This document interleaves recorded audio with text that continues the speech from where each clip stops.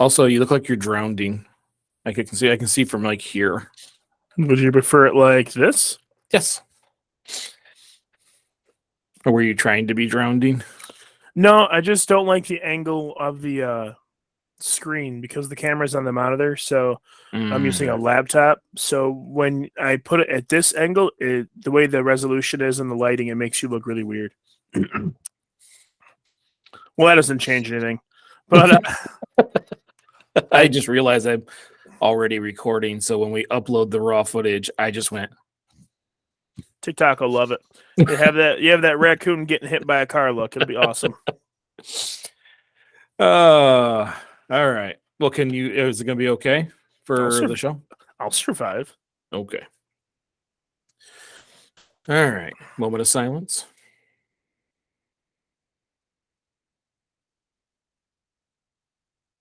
Hi, and welcome back to Realistic Sustainability. I'm Mike, and I'm here with, you guessed it, Nick. Maybe they didn't guess it, Michael. Maybe you made them feel very stupid that I am here. No, 3 seasons. They had to have guessed it. You think so, but you never know what people don't know until you find out that they don't know. Ladies and gentlemen, this is the kind of rabbit holes that Nick and I will get into on a regular basis. Yeah, it's not really a rabbit hole. It's more of like a hippo hole. I wouldn't fit down a rabbit hole. I'm a little too rotund. Anyways, how are you doing today? Miserable. Absolutely miserable. Yes, miserable. Oh my. Why? So after we got done talking last night, I went and sat on the couch for maybe 10, 15 minutes is what I thought it was going to be. I was just petting my dog and going over stuff, and I fell asleep. I slept on the couch until 4:45 this morning, sitting straight up, and I snore really badly. And so my uvula, or whatever it's called, the little punching bag at the back of your throat, swells up really bad when I snore, and so it feels like there's a big, like, almost like tumor or mass in the back of my throat. So it's hard to breathe and hard to swallow. And if I sneeze, it hurts so bad. So I am miserable. Yes, this is a first world problem. Yes, this is self-inflicted. Okay, I know. It does not make me happy. And then I call you and say, hey, let's talk for an hour. To some degree, yeah. But I mean, I knew we had to anyways. I was trying to be productive and get some housework done, but I ended up like literally just cleaning the fridge. That's like all I got done. Well, sometimes that is a daunting task, at least at our house. It's a frustrating task in my house. I'm sitting here looking at like all these containers of leftover food that no one's eaten. Granted, keep in mind, we were gone for 5 days, so I can't blame everyone completely. But because I spent the money on the food and now it's chicken food, I'm going to blame them a little bit. So was it 40% of the food that you cooked? Because as we all know, waste, U.S. households, 40%. Oh, Lord, no, not even close to 40%. Oh, good. Still more than I want to throw away, though. Yeah, I mean, I think all of our goals are to eliminate, if not greatly reduce. But you do have the chicken, so you get to, as you said, feed your food with your food. So that is a little more helpful. Indeed, it is. It's like the silver lining on a rain cloud. It's just not. It's the best possible case scenario of a situation that I don't want to take part in at all. Well, this week I want to talk about plastic bottles, and I'm purposely leaving the term water out of it because I mean actual, just all plastic bottles. I know that we talk about plastics on a regular basis, but I think it's important. And when we talk about bottles, almost everybody goes to water bottles. The conversation is water bottles because they are a massive amount that the U.S. wastes, but there's way more. Well, I think that the conversation goes to water bottles, not because of the amount that's used, but because of how central it is to our general existence. I mean, people generally relate things in their life to food and drink or memories or things that are relevant to them. And everyone drinks water. We have to, because if we want to live, we need it in our bodies. So, yeah, plastic water bottles are huge, but it's not like it's the only thing we use that comes in plastic. The big one, when you say plastic bottles, the number one thing in my head is two. There's milk jugs, which essentially same premise as the water bottle, but it's milk. And the other one being laundry detergent. That one like screams at me. Or any type of chemical we put in plastic instead of glass. Uh, could, an unmeasurable amount of cleaners and solvents and different fragrances and perfumes and all these chemicals that we put on our body or on clean clothes to put on our body or clean our household all come in plastic. Yeah, I mean shampoo, conditioner, almost everything that is around the house that we have, as you state, chemicals in is a plastic bottle.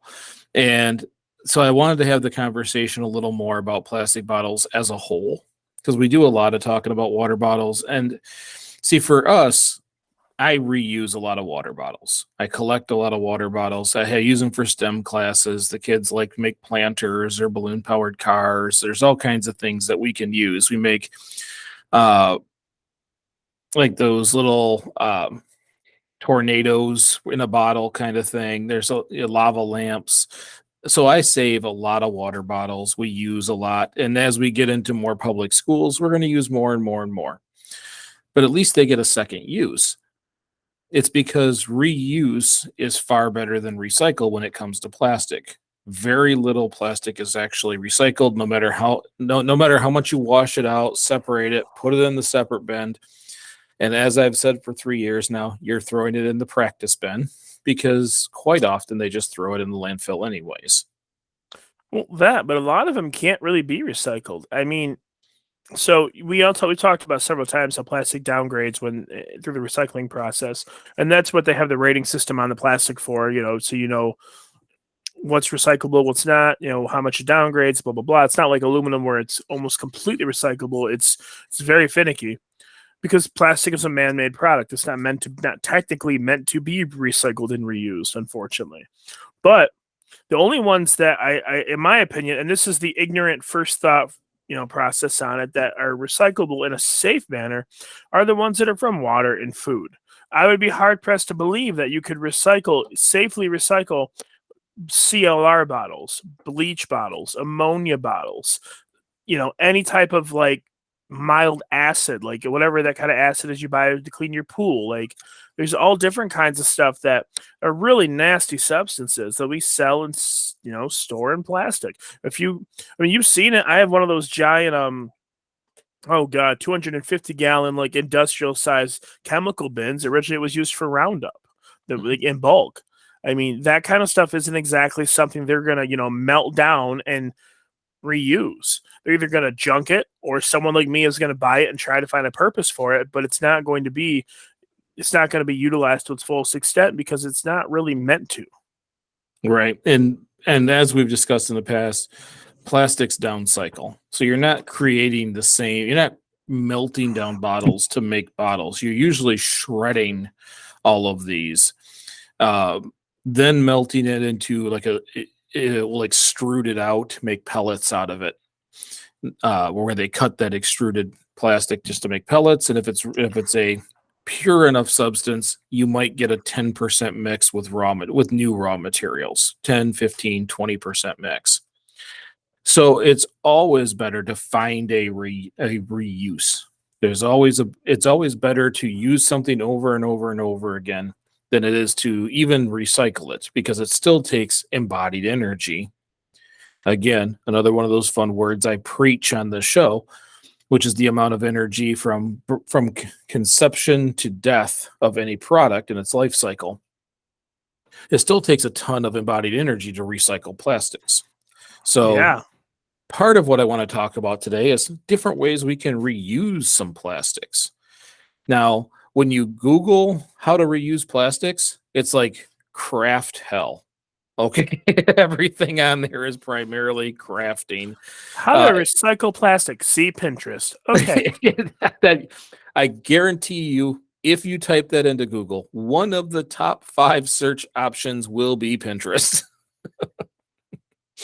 Now, granted, for someone like myself who reuses plastics, I'm kind of doing that. We do it in STEM class. We use the bottles as the body of a car for a balloon powered car.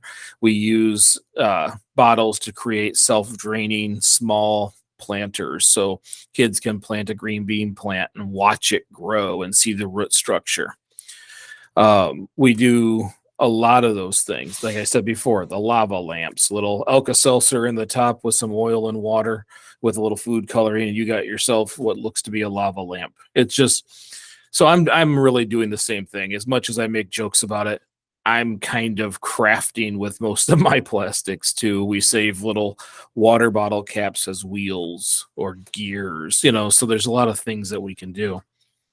But there are other things. Now, for a good example is clamshells, my takeout clamshells. If I decide to go down to the corner and get a sandwich, it always comes in this rigid plastic clamshell that is clear.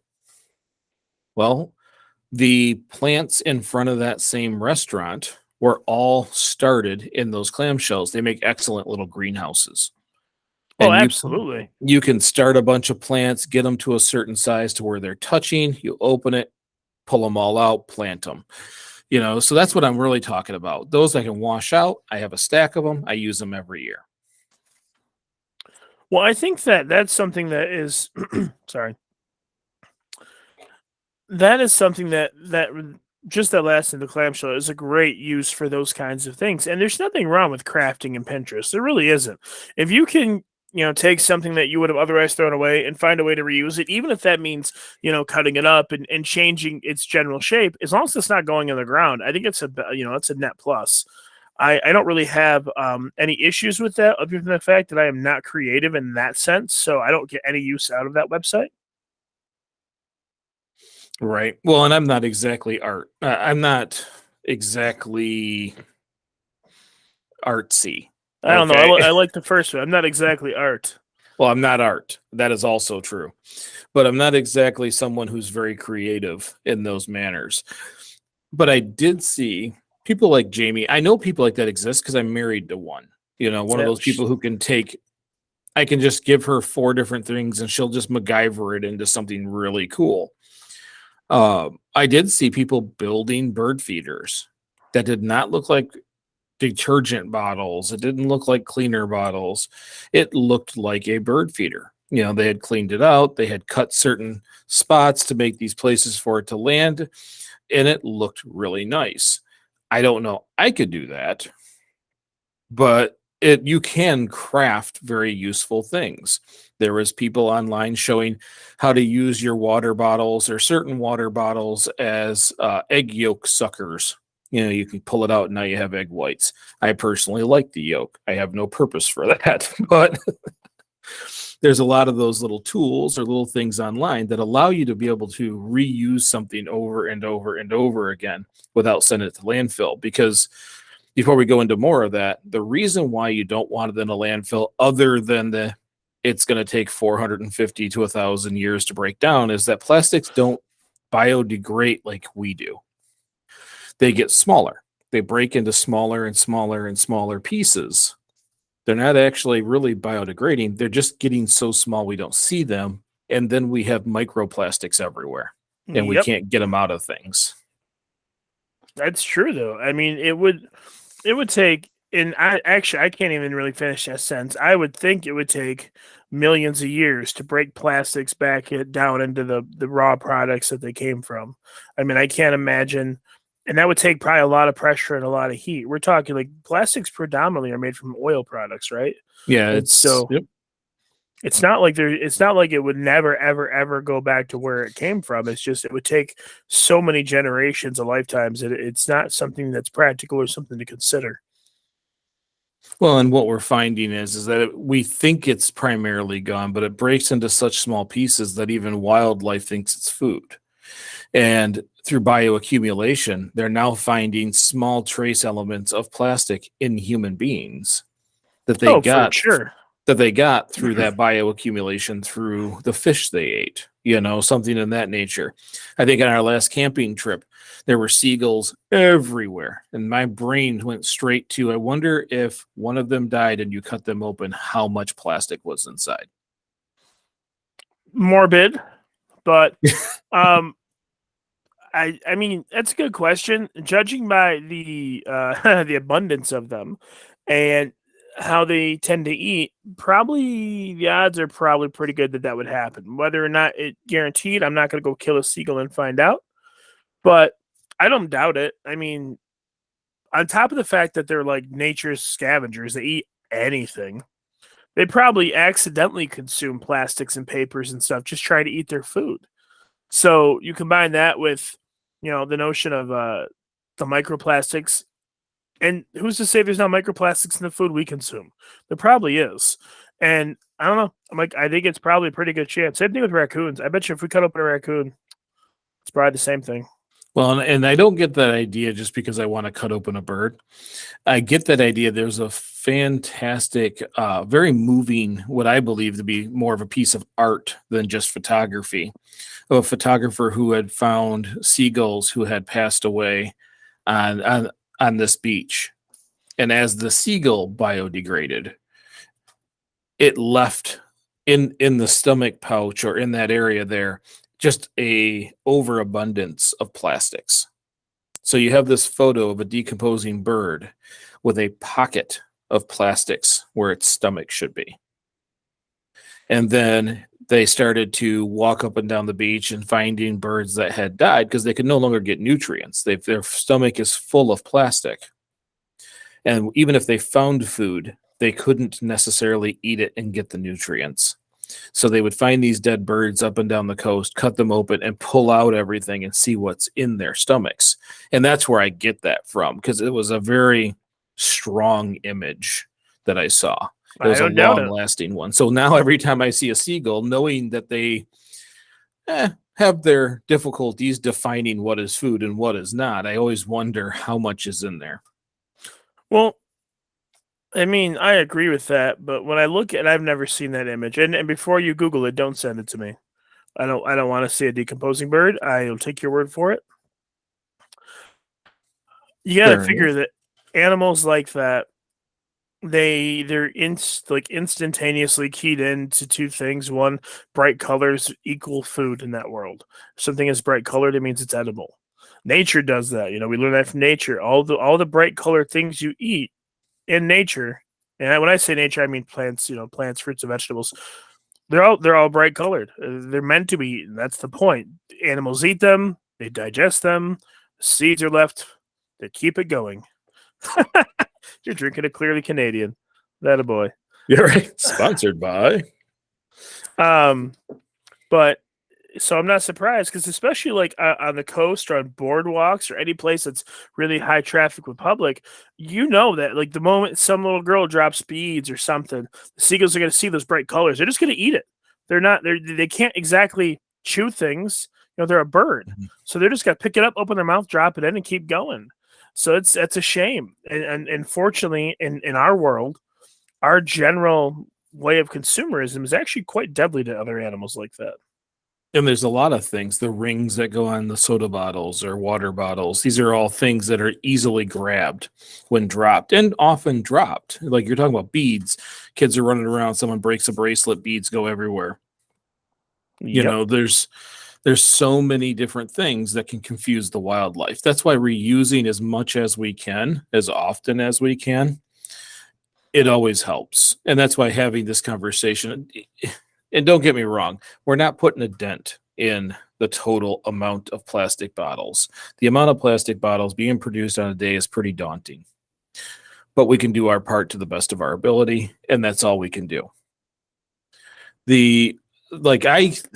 It took me a little while, but now Jamie saves a lot of the plastics containers. I use them in the garage for organization. I use them at Dabble for organization. We get bulk butter from you, so we have one, which, by the way, says sour cream that's been scraped off that says butter on it now. So we reuse a lot of those things. I use them as seed starters. People were bringing me their K-cups and yogurt containers, and I would say, thank you very much. Did you know you can have coffee without those containers? And then I would take them and use them as seed starters for the Edible Landscape Project. I've got a huge stack of them. Every year people bring me more, I can start more seeds. But we want to reuse those and try to find other ways to use them, because honestly, I saved money. I saved a lot of money for not constantly buying those seed starters. This is just the community bringing them in, and I can use them until they fail. Yeah, and I've seen like when you do the edible landscaping and stuff, I know how many plants you start, not including your own garden. I mean, it's serious business over there. Yes. I'm hoping that we get a greenhouse for the town for us to use. That's one of the things that we're working on because I'm pretty sure Jameson. Well, this year wasn't so bad because I started them at Dabble, but she's usually not super excited with all the countertops and everything being full and the basement being full. Your basement jungle. So, but I like doing it. It's every time a sprout pops up, I feel like Matt Damon uh, on The Martian going, "Hi there." Yeah, I just get such a cool feeling when the first plant pops up. So I will probably always do it, but if she's lucky, we'll finally get a greenhouse and I can just go visit it every day. That'd be kind of cool. I really need to watch that movie. I still haven't seen it. Oh, you're depriving yourself. I'll tell you that. That's a good one. Hmm. At least I'll I get really enjoyed it. I'll get to it. The other stuff, I mean, other than I think most people try to save things for reuse in that manner, like in the garage to separate the nuts and the bolts and stuff. But Hmm. you can make cat toys. You seriously can just save an old cat toy or dog toy that they've ripped all the stuffing out and stick a wadded up water bottle inside. Clip it shut, and they will play with that thing because of the noise it makes constantly. You can take water bottles, put little holes in it that are slightly larger than the cat treat, and put cat treats in it. They'll beat that thing around the house to get one cat treat for an hour. Yeah. So there are things that we can do. That was, by the way, yes, I did see that on Pinterest. Um, that people were cutting the tops of 2 liter bottles and using it because I thought of this because Jamie knits or wait, hang on, crochets. I guess that's a different thing. Yes, it is. Um, they use the top of a 2 liter to set the ball in, and then have the string come out the opening, and then they have this bowl, if you will, that they can put in places and crochet. So Jamie has a wooden bowl she uses for the same purpose, but if someone needed it, for it to be sitting in one spot, that's how you would use it. I can't pretend to be an expert. I don't know a thing about any of it. I'm not a craftsy guy. I don't do it. The I see a lot of different ways to use stuff. Now, I'll be honest, I don't plan. I just collect until I run into a situation where I need something. That's pretty much how that works. We keep plastic, we keep glass, we recycle the aluminum. Hmm. And there's a couple of things that I did see is the heavy duty stuff like detergent, or if you have a dishwasher, the dishwasher detergent are very easily cut into scoops. Yeah, they are.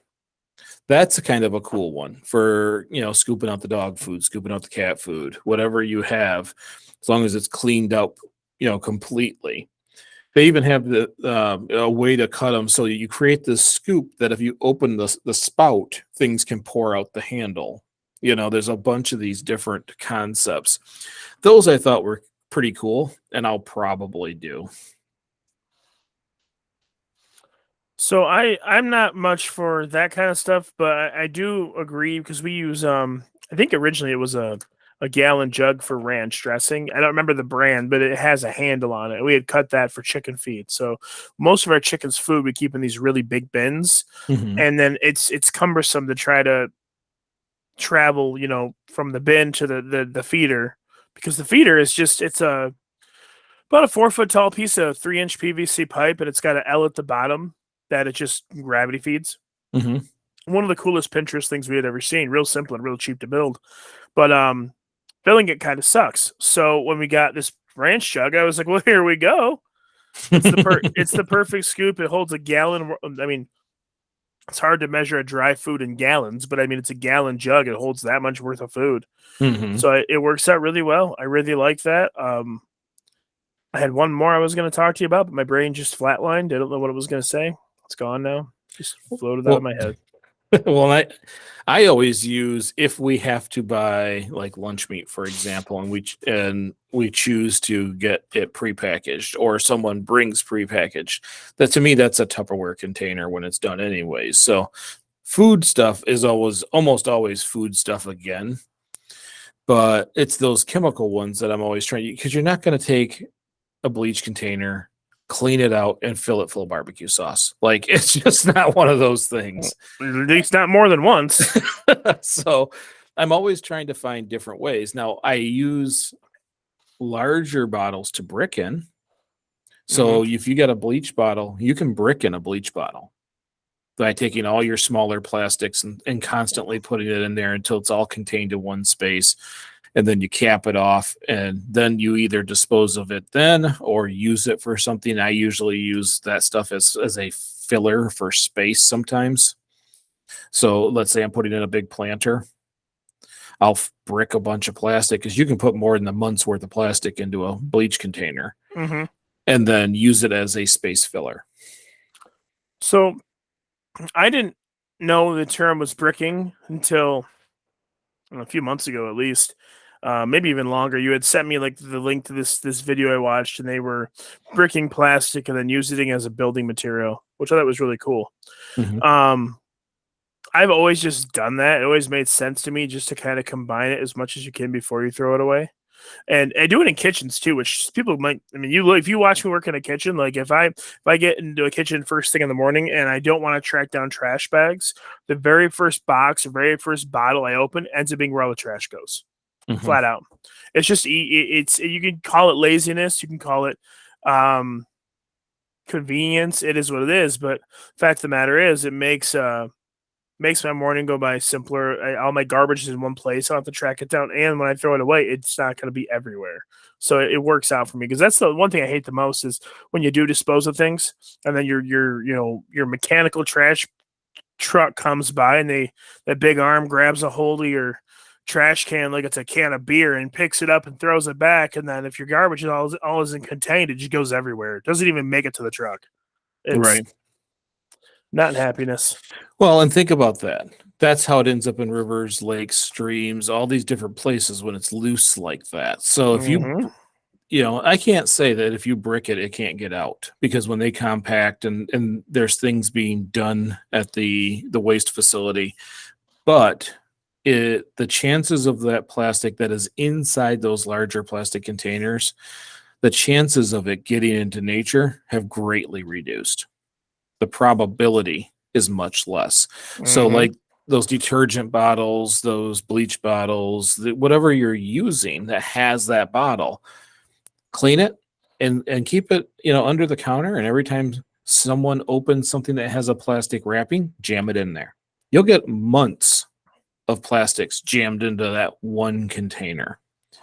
Because I used to always use 2 liters, but I can recycle the 2 liter here in Michigan. We even get 10 cents when we recycle it from our carbonation tax. So I don't want to use that. I want to use these larger, tougher, thicker containers, because I'll get a ton in there, and the chances of it coming out are very, very slim. Why? Yeah, that spawns a whole nother conversation.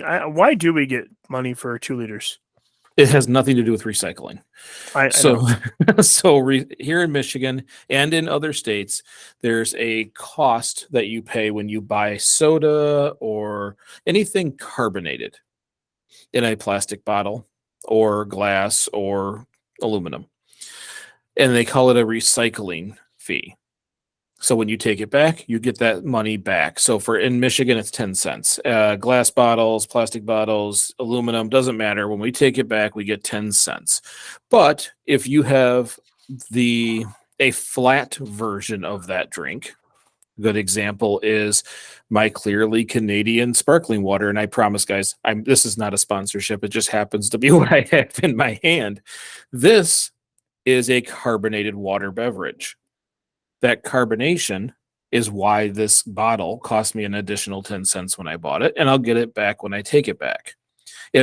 A flavored water without carbonation does not. So what it is a carbonation tax. So wouldn't it make more sense for someone to pass legislation just to put a similar tax on all plastic bottles to incentivize people to recycle them properly? Yes, but that's not why they did it. They did it as I think they call them like a luxury tax. It's It all it doesn't was. doesn't make sense. It doesn't make any sense. This No, is one of it's those historical legal things that people say to end a conversation, like that answer is supposed to solve questions. It doesn't. It literally makes no sense, and it gives me more questions. yeah, it has nothing to do with actually recycling. Their hope is that many people will buy these and not take them back, and then they got to keep the 10 cents. So it's a consumer thing where they just want to nickel and dime you for more money, knowing that it's like Menards. When every time you walk in there, it's like every day 11% back. They know that like less than 10% of their customers are gonna send that receipt in for that rebate. Right. So they're incentivizing you to shop there based on getting money back, but they know you're not actually going to take the steps to get the money back. Right. Yeah. Okay. Well, as long as we're on the same page. But it does not count for things that are not carbonated. So, anyways, that is the so one of the things that I would like to do with plastic bottles is at Dabble, in the back of Dabble, there's this unique brick fence that I have, and it is a fence in a sense. It's like bricks with holes cut out and stuff, and it stacks across the back of the property. It's like concrete lattice. Yeah, It's not really a fence, but it's weird.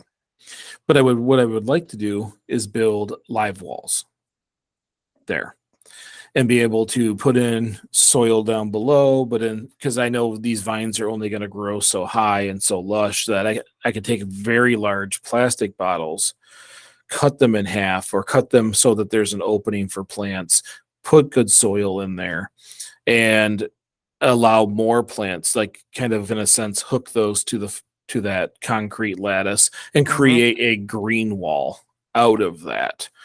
Would be kind of cool too. Well, then do it. It's on the list. It's one of Trumpet those vines, grapes, all different kinds of stuff. yeah, I would try very hard to go primarily with edible. But you can mix in some other stuff to help it become more full, but grapes is my preference.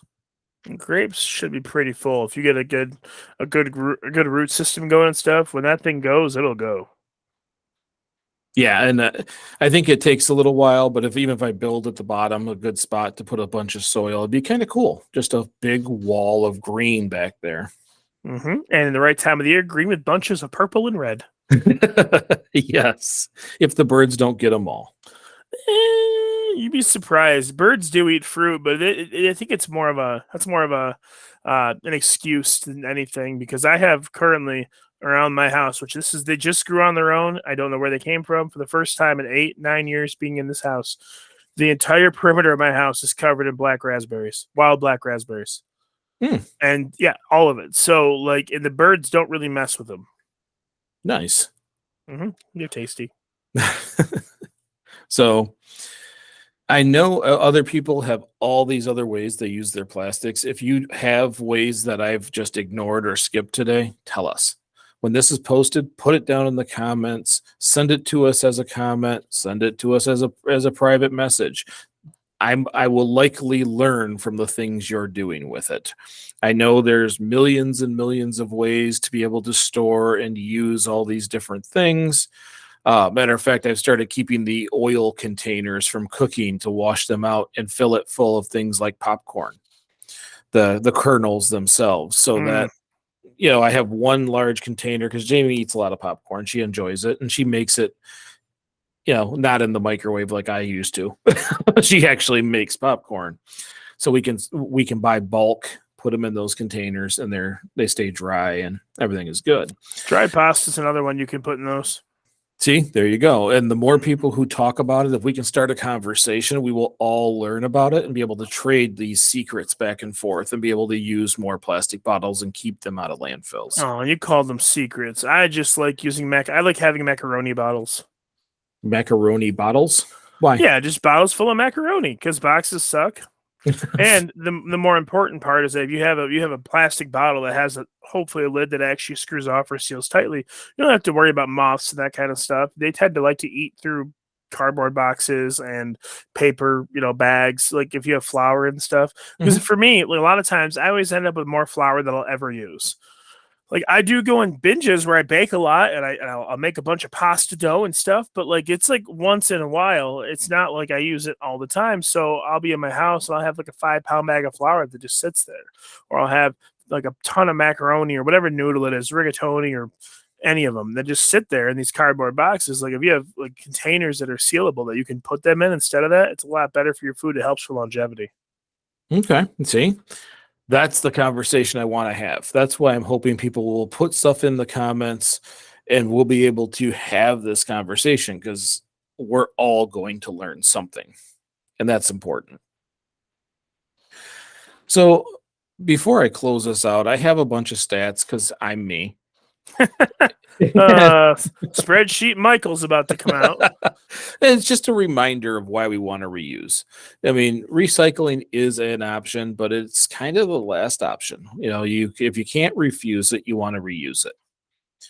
And in 2001, which I would argue to say isn't the most ramped up time in world history, but in 2001, 40 million tons of plastic waste was generated in the US. And that was 20 years ago. No, 2021. Oh, I thought you said 20. Okay, my bad. I misheard a totally different number. So that's why I said it probably was, because we're just coming out of COVID and stuff. But 40 million tons of plastic waste, and only about 5 or 6% of that is recycled. So when we always see these stats about, our plastic is only recycled at 20%. That's because water bottles and soda bottles are higher. Most of these other plastic bottles are not recycled. They're just not. Yeah, I'm not even sure if people even think about recycling them. They take their soda bottles back if they have a deposit, and they take their water bottles back because it's a discussion. It's a constant discussion. And maybe they think they can't. Maybe it's an ignorance thing. Maybe they think they can't be recycled like me because they were full of chemicals and stuff. Because honestly, Mike, I don't know. I don't know which ones can be recycled and which ones can't be, because some of the chemicals are really gnarly. Right. So 1,000 water bottles are used in the US per second. Like there's just some silly things. The average citizen uses 156 plastic bottles a year. Plastic bottles have actually decreased in recycling since 2018. Okay. We've dropped almost 3% in how much plastic bottles are being recycled. Well, we're going the wrong way. Which is a bit interesting considering I think it was 2016 or 17 that China quit taking all of our waste. You would think we'd be a little more active in recycling if we've lost places to dump, which is what the US usually did. Once again, the average person does not know about that. There's what was it? 85% of all bottles end up in landfills. We know that. I told you that the soda bottles are recycled at the highest rate at 29%, but that's because in many states you get money for bringing them back. So there's a lot of those things. The biggest thing that bothers me is that decreasing of recycled product, because we should be getting better at being able to use that stuff, but we're not. We're consuming at such a high level that we don't necessarily need the recycling because you're purchasing such high volumes of raw material, which is a waste in another industry. So it's kind of a bummer. It is a bummer that we're just simply using less. What? We're using less of recycled material. Oh, yes. Yeah, that's a bummer. We're consuming. We consume too much. I really wish we could go back to the time where everything was made to be recycled. Well, a lot of that time, everything was glass. Your milk came in a glass bottle. I vividly remember sodas coming in a glass bottle. Everything came in glass or aluminum. There wasn't an abundance of plastic out there. And I think at some point we're going to have to get back to it, because if not, we're going to run out of space. There's just going to be far too much plastic everywhere. And even if we recycle, because it downcycles, you're still going to have some of those problems. So unless we go to glass and aluminum, we're causing a long-term issue. So that's all I had for today. If you like this show, share it with a friend or on social media. You can also support realistic sustainability in a bunch of different ways. One, of course, you can be a monthly sustainer on our Anchor hosting site just by searching realistic sustainability or going to greeningyourlife.org/podcast. There's always links in the description. You can leave us 5-star reviews. As you all know, it really helps people find us in those podcast platform search engines, or every once in a while, we even get thrown up on the front page, which is pretty cool. You can follow us on a lot of different things, not only clicking the follow on the podcast, which we really hope you do, but Facebook, TikTok, YouTube, Instagram, all of them. Between Nick and I, we're all over the place. So follow if you can. We do greatly appreciate it. And thank you so much again for sharing your time with us. And remember, we get together each week just to get a little better. Little bit, big bit. Thank you so much. I'm Mike. And I'm Nick. And we will see you next week.